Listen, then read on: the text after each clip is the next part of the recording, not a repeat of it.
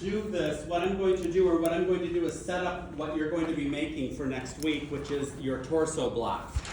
So taking your torso block, all you essentially need to do is copy it off and add seam allowance. However, on this front piece, what I'm going to do is I'm going to add an extension.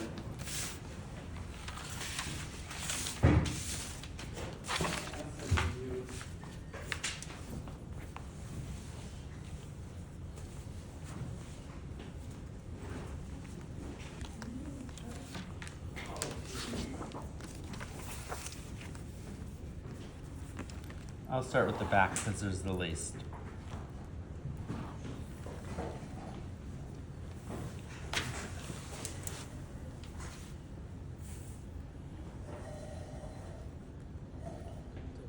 So trace this off.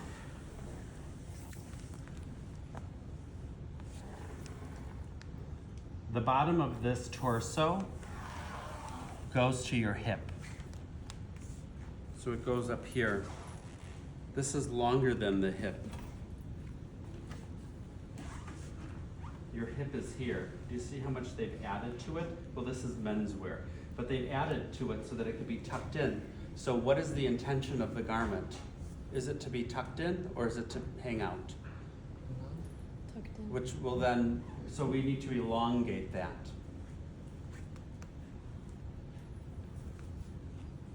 So the only thing that I'm doing to this back piece for now is copying it and adding seam allowance. So that's all you have to do.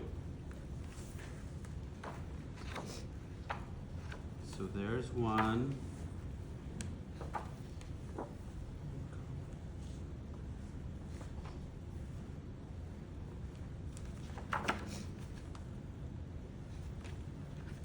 And the only thing that we're doing to the front is we're adding a 1-inch extension for the actual center front.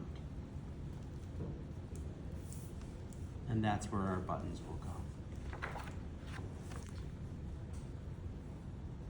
go.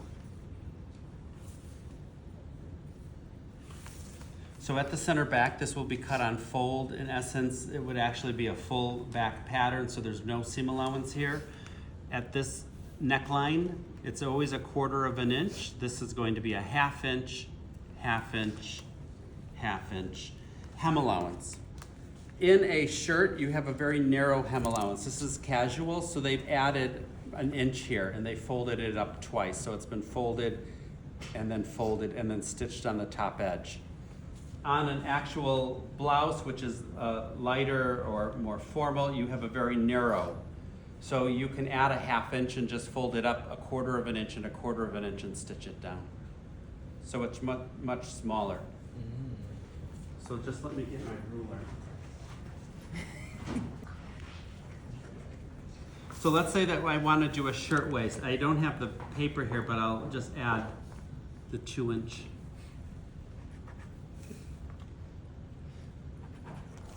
And at the side seam, what I'm going to do is I'm going to measure up 1 inch. And then I will take my French curve and drop this whole thing. Like that. And that becomes my new hem. In this one, it's really high up, so you can imagine that they're 2 separate pieces. And this can be done too. So when you're designing, if you want that, I've seen men's shirts, and not to say that women, I mean, this was in the 50s, but I've seen men's shirts that go down almost to the knee. What? Exactly. ส่วนไหนกัน You'd think. But, so the length of it can be greater, but this allows it to sometimes I have added 4 inches to the bottom and then tapered it up 1 inch here. So all of this is going to be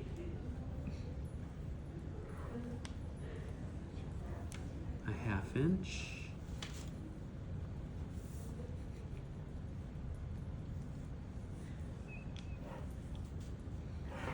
So on and so forth. 1/2 inch, 1/2 inch, 1/2 inch.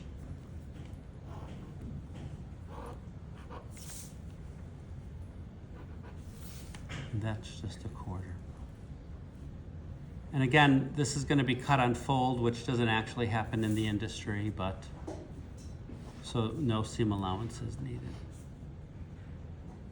This is the international symbol of cut on fold.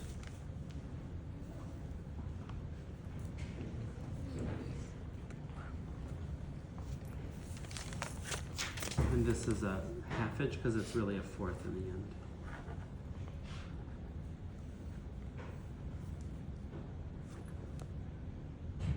So there's nothing else to do.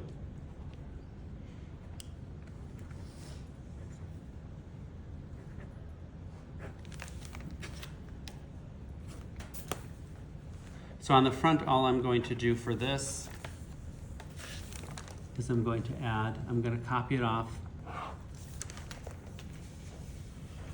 So it's there.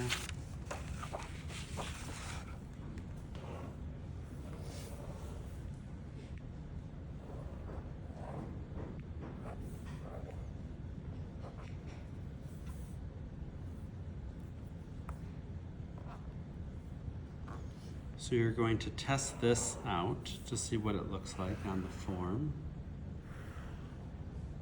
We'll drop it the same as we did in the front, in the back, sorry. Mark all of this. Mark, mark, mark, mark.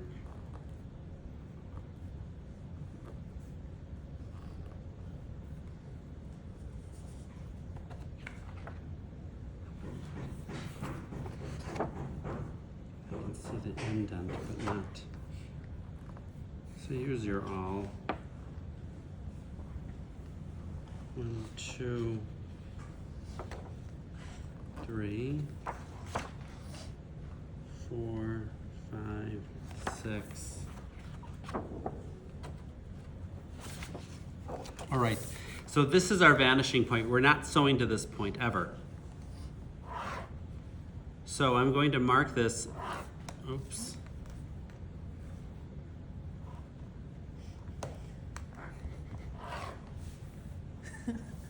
So measure up 1 inch, and that'll be your new vanishing point. This is what you're going to sew to. 1 inch above and 1 inch below. If when you test it, you see that it needs to be more than that, you can do that, but just don't sew to the actual point. Some books, our textbook will say 5/8 of an inch. I always do 1 inch. The actual apex on a human is 1 inch below what it is on the dress form. We have gravity.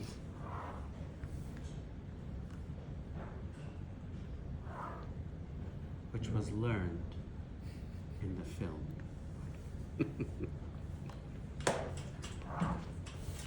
So don't sew to that vanishing point, just stop 1 inch below it. This one is now in line with that one, so that's fine.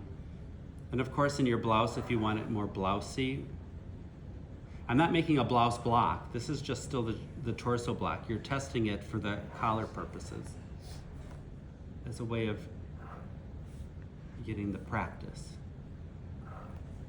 But there is a specific blouse block that is made out of this. So for what we need to do today, again, this is a 1/2 inch, 1/2 inch, 1/2 inch. Mimic that. I don't have the space, so I'll add the 2 inches, measure up, and then blend the two. So that's a little bit lower. At the center front, add a 1 inch extension. You will be adding a seam allowance to this because we'll make a facing. Your seam allowance for the facing is going to be a 1/4 of an inch only. But the 1 inch extension allows for the button.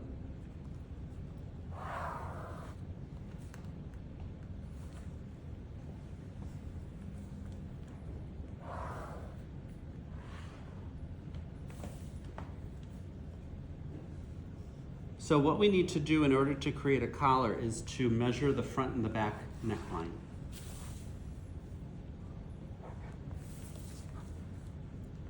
So you're going to measure the front neckline and record it. The collar stops there. This is center front. This is where the collar ends. This extension is to allow for buttons to be placed on there. So center front is where the buttonhole is. On here, you can see center front is where the collar is going to end, but then you have this extension. This was sent to the dry cleaners. I didn't send it, but that's how I took it out of the house. So this is the extension that I'm talking about. and that is right here. So our seam allowance again, neckline is 1/4 of an inch. I'm not going to waste our time doing every single aspect of it in regards to that. But what we need to measure is from center back to the shoulder seam, not including the seam allowance. If it's overly confusing, then measure this block, because we're not changing anything for that. Same thing here. Measure the neckline to the center front. Don't include the extension. And again, if that's, you can't get it, then just measure that and measure this, and then record that. It says 3 1/4 right there already. I was just. That was probably from the block, because you'll record it and you can record it on your block so that you never have to think about it again. So you don't have to start from 0.